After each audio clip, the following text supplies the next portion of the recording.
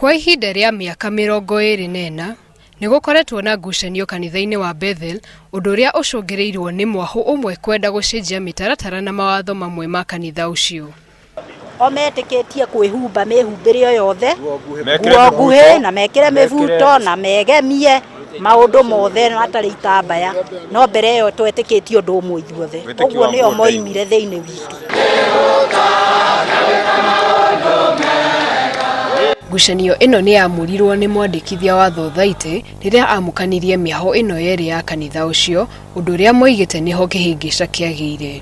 No through rĩrĩa twambirie gwĩka tũrerirwo twĩke separation nĩ registrar maraheo the original name, though they are very few. Mahũthĩra document ĩyo ya gũtuĩka nĩo metagwo rĩu Bethel, tondũ nĩ tũcarĩte tũrĩa tũkeo Bethel Church of God, maheo rĩtwa rĩu rĩa Bethel. They come harassing us tondũ properties citũ ciothe ciandĩkĩtwo Bethel Church.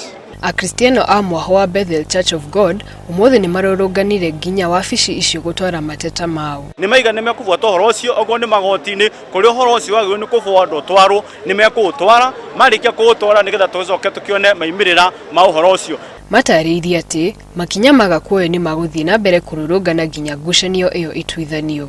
Mwahũ ũmwe nĩ ũkoretwo wĩgwatĩire indo cia kanitha na nĩcio mwahũ ũyũ ũngĩ ũrakinyĩra. Handũ-inĩ ha Inooro TV, njĩtagwo Wamũyũ wa Wanjikũ.